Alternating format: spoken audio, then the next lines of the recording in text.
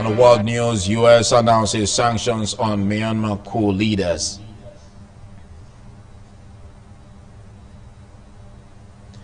Healthcare services to work on the proposals for reform the system in England.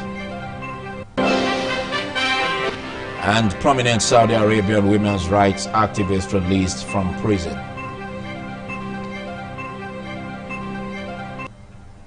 Good afternoon and welcome to the World News on Independent Television. I'm Philip Omo-Gyupo. The Federal Executive Council has approved the execution of a memorandum of understanding between the Federal Ministry of Information and the Central Bank of Nigeria, worth 21 billion naira for the renovation of the National Theatre, Igamu, Lagos. Minister of Information and Culture, Lai Mohammed, who revealed this while briefing journalists at the end of the weekly cabinet meeting, says Council also approved a sum of 9.43 billion naira to complete the digital switch over program. Igaruata reports that Council also approved a sum of 8.4 billion naira for the construction of a dam for the Damaturu water supply project in Yobe State. The Federal Executive Council meeting was chaired by President Muhammadu Buhari. As usual, it held behind closed doors. Briefing journalists after Council, Information and Culture Minister Alhaji Lai Mohammed disclosed that the sum of 9.43 billion naira was approved for the completion of digital switch over, which Nigeria had previously missed the deadline set for implementation. Why it is important for us to join those who have migrated from analog to digital. If we don't do so, you are going to have inter-border interferences in your reception. Alhaji Lai Mohammed says Council approved the execution of a memorandum of understanding between the Federal Ministry of Information and Culture and the Central Bank of Nigeria, worth 21 billion naira for the renovation of the National Theatre, Igamu, Lagos.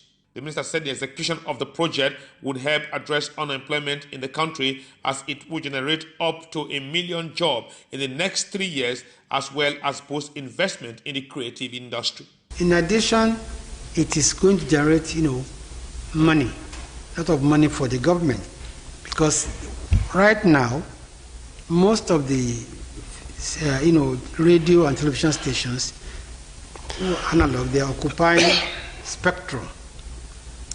When they move to digital, they will occupy less spectrum, and the excess spectrum can be sold to the telecoms company. So there's a lot of advantage in moving from analog to digital. The Minister of Information said the MOU has a lifespan of 21 years before it will be reverted back to government. Challenges in the state caused mainly by insurgency. And also it's in response to the critical needs of these localities within Yobe State, especially as they've been suffering a lot since these are areas that were affected by the insurgencies, the Boko Haram insurgency several years ago, and therefore we need to support their water supply needs. And of course, this is a very harsh Sahelian region where urban surface water is even difficult to come by. So we hope that with this intervention that the problem of water supply in this location will be greatly enhanced. Minister Adamu said the project has a completion period of 24 months. From the Aso Rock Presidential Villa, Iharo Atta, ITV News, Abuja. The House of Representatives has promised to focus more on people-oriented legislation in the 2021. The Speaker of the House, Femi Gbajabiamila, made a promise in his welcome speech yesterday at plenary. National Assembly correspondent Charity Tanko reports that the House has also constituted a special committee to screen the new service chiefs. Plenary session began very late on Wednesday at the House of Representatives. This session commenced at about 12:50 p.m., which is very unusual. The Speaker of the House, Femi Gbajabiamila, apologized to the House on behalf of the leadership for coming to the chambers very late, a situation he said was due to deliberations on vital issues that affect the House. After the traditional prayers, acceptance of votes and proceedings, the Speaker read a communication from President Muhammadu Buhari seeking the confirmation of the newly appointed service chiefs. I hereby forward for confirmation by the House of Representatives the appointment of the underlisted officers as Chief of Defense Staff and Service Chiefs. The Speaker proceeded to read his welcome speech where he said the Green Chambers will concentrate more on legislation that will positively impact on the lives of Nigerians. In the 2021 legislative year, we will focus the attention of the House of Representatives on bills and motions that improve ease of doing business and unlock economic potential by stripping away a restrictive regulation and ending predatory regulatory practices that deprive our young people the opportunity to conquer new frontiers in this age of technology and innovation, of daring and enterprise. We cannot risk implementing policies that handicap our ability as a nation to participate in new markets and profit from emerging industries. He expressed his concern on the rising spate of insecurity across the country and its resultant effects. The Constitution obligates all of us who swear to serve in government to do everything to protect the lives and property of all citizens and promote their well-being above all else. This obligation is central to the governing contract between the government and the citizenry. Every time a citizen going about their business is killed or kidnapped, loses their property or livelihood, we have failed in our obligation. The House thereafter went into an executive session, after which the Speaker announced the constitution of a special committee to screen the newly appointed service chiefs. We'll have the Defense, or rather Army Committee. We'll have perhaps 3 members from each committee, in addition to the chairman and deputy. So, from Army Committee, the chairman and deputy, Honorable Jaha Ahmadu Usman, Honorable Bo Mubarak. Charity Tanko, ITV News, Abuja. The Senate, for the uptenth time, has expressed worry over the spate of insecurity across the nation, especially clashes between herders and farmers in various parts of the country. In a motion by Ondo North Senator Ajayi Boniface, lawmakers are concerned that if not curtailed, the clashes could lead to food insecurity and famine, as many farmers are afraid of going to their farmlands. National Assembly correspondent Osawaname Bizube has more. Insecurity in Nigeria has recently assumed an alarming rate, affecting every facet of Nigerian life with no end in sight. Successive governments have had to battle with one form of insecurity or the other, claiming thousands of lives and displacing others.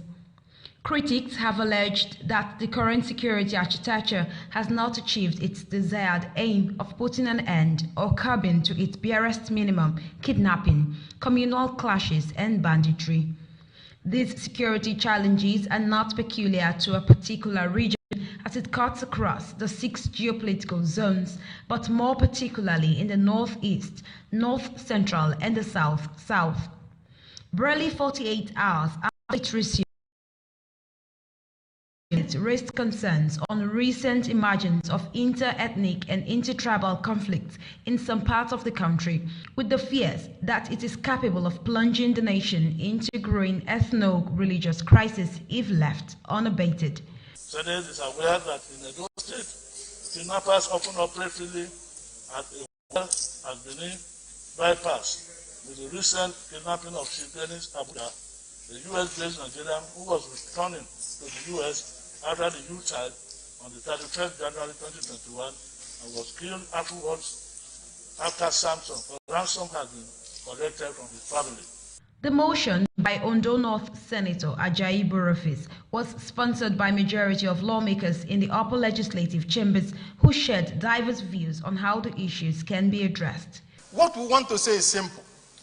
We either want to solve this problem, and in order to solve the problem, the desideratum is that all criminal elements that are coming into this country from wherever they are must be flushed out.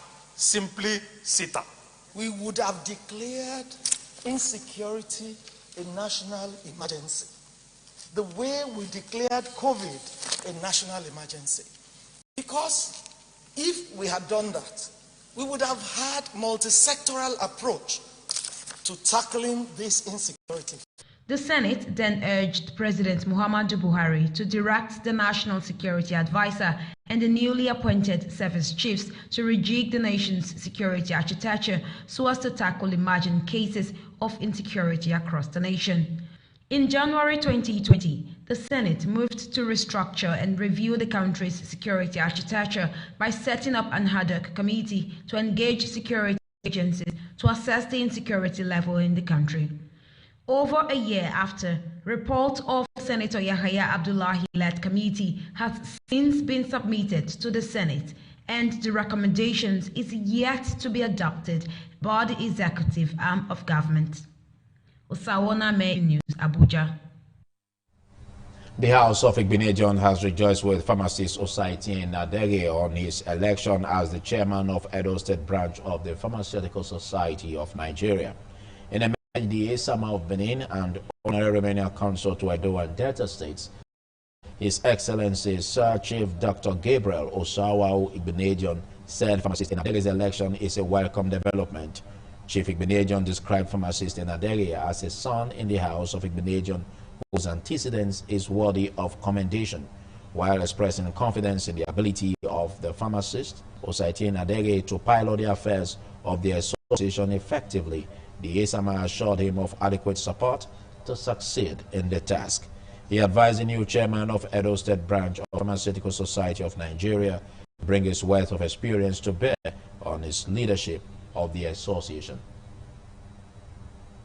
Edo State Governor Mr. Godwin Obaseki has called on relevant stakeholders to stop politicizing herdsmen attack on innocent citizens, noting that his government will not politicize security issues for any reason, as efforts is being made to deal with the issues as they emerge towards lasting solution between farmers and herdsmen clashes across the state. Governor Obaseki disclosed this during a fact-finding tour in Ovia Southwest, Ovia Northeast, and Orion local government areas in company with heads of security agencies in the state to have a first-hand knowledge of the security situation in those areas. Government has farmers and herders clash has resulted in Government House correspondent Patience Osalgiwa also reports that the governor called on members of the public to give useful information that will help the state government and security agencies track down criminally minded people involved in senseless killings around the state.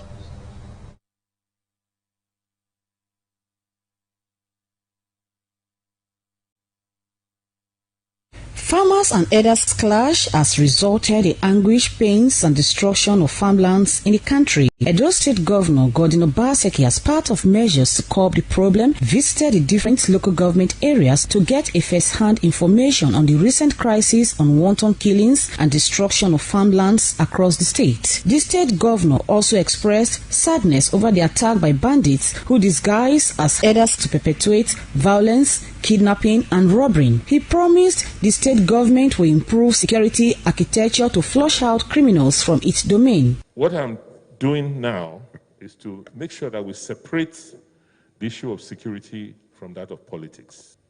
We will not accept the issue of criminality in our communities. We know that many of them rustle cows and bring to this part so that they can fatten and quickly sell them. The way they are behaving here, I'm sure that is how they stole those cows and quickly brought them down here. So they are criminals, and we will take care of them. Mr. Obaseki also appealed to Nigerians and relevant stakeholders to find a way to manage the situation rather than politicizing the crisis. He called on the leadership of Fulani herders in some parts of the state to fish out those who hide under the guise of cattle rearers to carry out their criminal activities in the state. Your security is my main concern, and I will make sure by the grace of God I make this place secure. Anybody who is going to graze or herd their cattle here must be known to us. They must register with the community so that there's somebody we can hold responsible Edo State Commissioner of Police, Mr. Philip Ali Ogbadu, also assured of the command's readiness to bring peace to the troubled areas in the state. Nobody enjoys crisis, and nobody is progressed with crisis. We have headers. They are genuine ones, and they are criminals. They are criminal ones among us. So we should be able to separate crime and treat crime as a crime. Some leaders in Ovia Southwest, Ovia Northeast, and Oriomo local government areas also suggest ways to end the recurring menace of herders attacks in the state. I told my people, everybody now, you must register yourself of this Ovia South. Without that, we will not allow any harm. Government has been saying, and people have been accepting government decisions, leave the forest, profile, let us know those who are with us. If you believe that you does not kill, if you believe it does not do cattle rustling, if you believe it does not join in firing the bush, we don't want to fight anybody. We want them to leave the forest. The people said, we have enjoyed very harmonious relationship with these herders farmers over the years. But since the last 8 years, they have changed to be something else. And that is not good enough for our relationship. With the information gathered by Mr. Gordon Obaseki, it is hoped that the clashes between farmers and herders in Edo State will soon be a thing of the past. From Oriomo local government area, I am Patience Osaogiwa reporting. A federal high court in Abuja yesterday ordered the Central Bank of Nigeria to unfreeze the bank accounts of 20 #EndSARS protesters. Justice Ahmed Mohammed gave the ruling following the agreement reached by parties in the suit to amicably resolve the matter. Adesuwa Lato has details.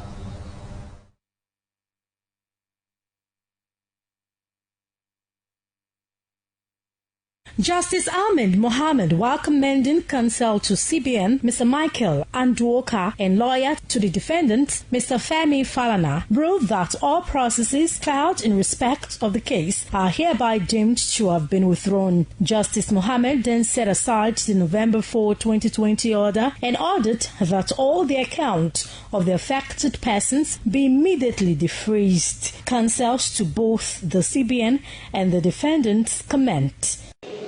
Freezing the accounts of our client expired last week on the 4th of February.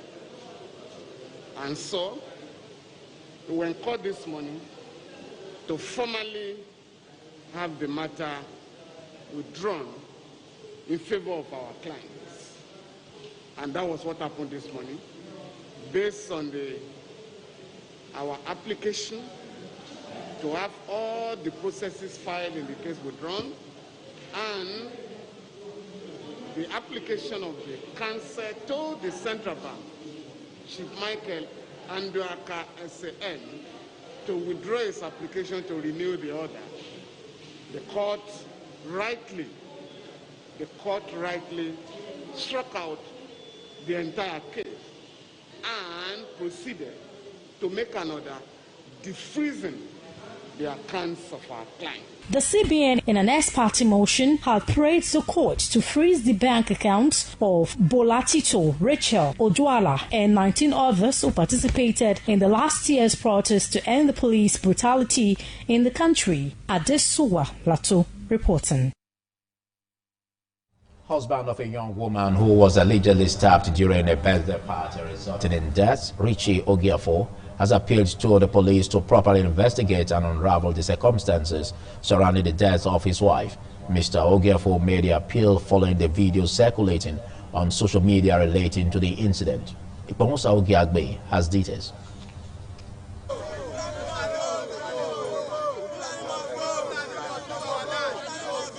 The protesting youth said the farmers were busy on their farms when some criminal herdsmen allegedly attacked them and in the process killed 4 persons and stole their belongings. They said the incident generated tension in the community as they are now living in fear. This necessitated the youths in the community to stage a protest to draw government attention to their plight. They said the criminal herdsmen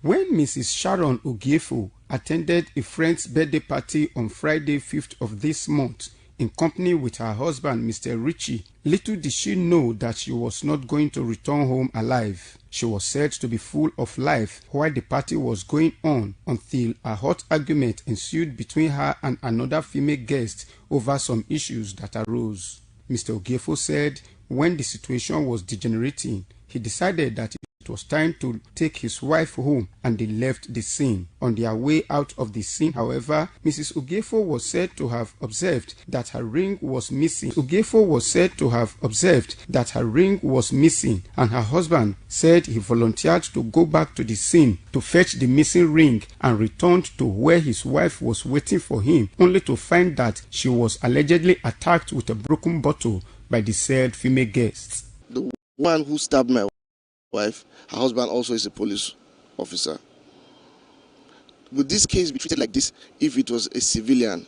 The said guest could not be immediately reached, but a man identified as one of her relations through a telephone conversation said she was receiving treatment at the hospital but refused to disclose her location. The organizer of the party where the fight broke out declined comment on the ground that the matter is already a subject of police investigation. Confirming the incident, Edo State Police Public Relations Officer SP Chide Wambuzo said a case of two people fighting was reported. The parties involved in that offense, be it the son of the governor of a state, be it the son of the IG, once investigation is carried and the person, such a person, is found culpable, the person will be duly charged accordingly. It was learned that the case has been transferred to the homicide section at the Edo State Police Command. Ikmomosa Ugiagbe reporting. Rivers State Commissioner for Information and Communications, Paulinus Ninsirum, said Governor Nyesom Wike has approved the sum of 9 billion naira as take-off grant for the establishment of new campuses of Rivers State University in Ahoda, Emohua, and Eche local government areas. According to him, 3 billion naira will be used for the construction of faculty buildings, hostels, offices, libraries, auditoriums, lecture halls in each of the new campuses, and also to address other needs required for the campuses to operate maximally. Rivers State Commissioner for Information and Communications, Paulinus Ninsirum, informed journalists that it is a landmark development in the history of the institution, which has maintained one campus since its establishment in October 1980. The Information and Communications Commissioner also said 7.6 billion naira had been released to enable the College of Medical Sciences of Rivers State University to establish the Faculty of Basic Medical Sciences, Faculty of Clinical Sciences, and Pathology building. The Nigerian Union of Journalists Rivers State Council has called for the immediate release of its member Chidibere Onya, a reporter with the Nigerian Television Authority Port Harcourt Zonal Office. Onya, a nursing mother, was allegedly kidnapped by abductors at gunpoint on Tuesday night along the railway line. Rivers State on her way home after work. In a statement jointly signed by the state chairman Stanley John Stanley and Secretary Eke Wegodo, the NUJ condemned the alleged kidnap, describing it as inhuman and heinous, especially against a journalist and a nursing mother. The statement noted that the incessant attacks on journalists in recent times are becoming worrisome and therefore unacceptable. The union also charged the security agencies to ensure the arrest of the kidnappers and bring them to book to serve as a deterrent to other criminally minded people. Meanwhile, the NUJ demanded that immediate steps be taken by the Rivers State government and security agencies to arrest this ugly development so as to enable journalists fulfill their constitutional mandate unhindered. The Federal Capital Territory Administration Mobile Court has convicted a national of Central African Republic who is seeking asylum in Nigeria and 34 others for violation of COVID-19 Health Protection Regulations Act 2021. Magistrate of the mobile court, Idayat Akani, who imposed a fine of 2,000 on the foreigner and the 34 others each, warned that if they continue to violate the COVID-19 health protection regulations 2021, the court will be left with no option than to jail them for 6 months as stipulated by the Act. Briefing reporters after the judgment head Publicity and Enlightenment FCT Ministerial Enforcement Task Force on COVID-19, Mr. Igaruata, said the operation on the enforcement of COVID-19 protocols will be sustained in the FCT. He explained that the FCT Minister Malam Mohammed Bello and the Commissioner of Police Bala Siroma gave the task force the mandate to sustain the exercise to enhance the level of compliance with COVID-19 safety protocols in their territory.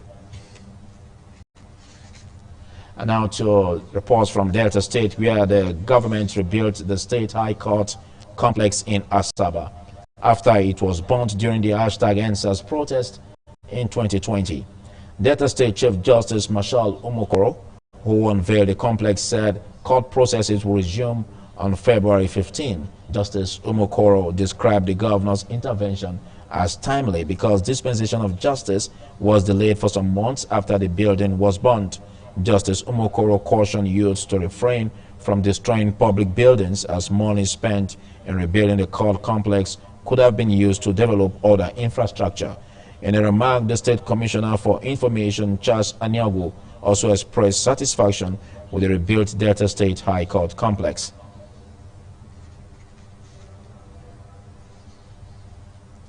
You're watching the World News on Independent Television. Still to come, U.S. announces sanction on Myanmar co-leaders.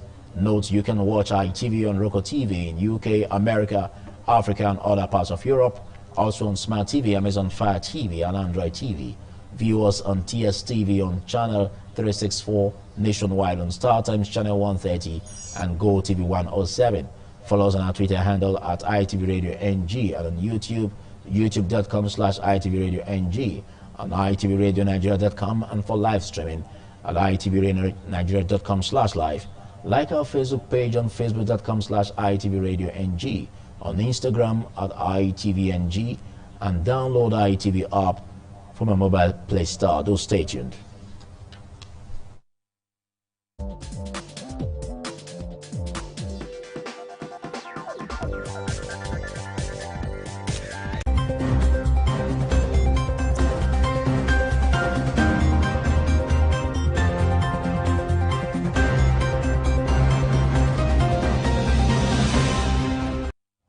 Thanks for staying tuned. Senators at Donald Trump's second impeachment trial have been shown new dramatic and graphic video of an attack by supporters at the U.S. Capitol.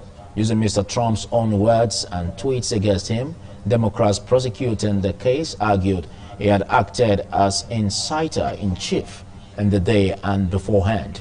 Roslyn Eborame has details. Police inside were shown desperately ushering politicians to safety, sometimes within yards of rioters breaking their way into the building's chambers. In frenzied audio, security officials were heard asking for support and telling how crowds were using weapons like bats and tear gas against them. Delegate Tashi Blackett, presenting evidence, argued that the former president had deliberately encouraged the violence and put a target on the backs of senior figures, including his own vice president, Mike Pence. Lead prosecution manager Jamie Rasky argued Mr. Trump was not innocent to last month's violence, having praised, encouraged, and cultivated it for months before. Donald Trump, over many months, cultivated violence, praised it, and then when he saw the violence his supporters were capable of, he channeled it to his big, wild, historic event. Donald Trump, our commander-in-chief, did in those initial hours to protect us? Nothing. Not a thing. Donald Trump surrendered his role as commander-in-chief and became the inciter-in-chief of a dangerous insurrection.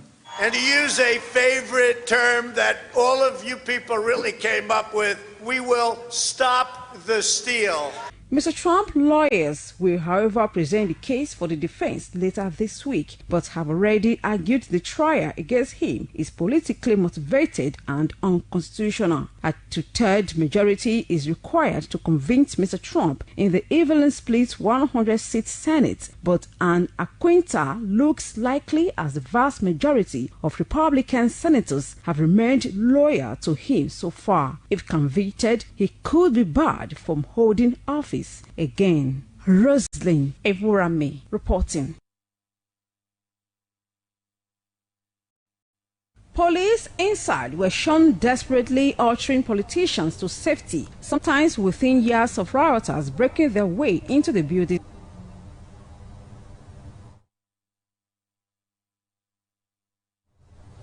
We apologize for that mix-up. U.S. President Joe Biden has raised the issue of human rights abuses in Xinjiang during his first call with Chinese counterpart Xi Jinping. Mr. Biden also expressed and pressed Mr. Xi on trade, the clampdown in Hong Kong and ongoing tensions with Taiwan. Mr. Xi warned Mr. Biden that our relations would be a disaster for both countries. Tensions have soared in recent times over trade, espionage, and the pandemic. The China-U.S. relationship is crucial to both sides and the wider world, with Beijing repeatedly calling on the new administration in Washington to improve relations which had deteriorated under Donald Trump. The call came just ahead of the Lunar New Year in what is being seen as a goodwill gesture. U.S. President Joe Biden has approved an executive order to impose sanctions on the leaders of Myanmar's coup. Roslyn Eworame reports that the measures will be focused on the military leaders, their family members, and businesses linked to them. The sanctions come as a woman who was shot in the head during protests against the coup fights for her life at a hospital in the capital, Naypyidaw. Mr. Biden called for the coup to be reversed and for the release of civilian leaders, including Ms. Suu Kyi. He said his administration would identify a first round of targets of the sanctions this week, although some Myanmar's military leaders have already been blacklisted over atrocities against Rohingya Muslims. Steps are also being taken to block access by the military to $1 billion of government funds held in the U.S. Tens of thousands of people have turned out in street protest against last week's coup, which overthrew Aung San Suu Kyi's democratically elected government in the Southeast Asian country, also known as Burma, despite a recent ban on large gatherings and a night curfew. There have been reports of other serious injuries as police have increased their use of force, but no death has been reported so far. Roslyn Eworame reporting. Health and care services will work more closely together under proposals to reform the system in England. Health Secretary Matt Hancock will set out plans to create more innovative and responsive NHS. He said he wanted to target burdensome bureaucracy. Ministers believe it will put the NHS in a better position to cope with an aging population and a rise in the people with complex health conditions. Those working in the health service said many of the rules in place were time-consuming, frustrating, and stressful. The proposals, which would overhaul many of the rules put in place by the 2012 Health and Social Care Act, include scrapping the tendering rule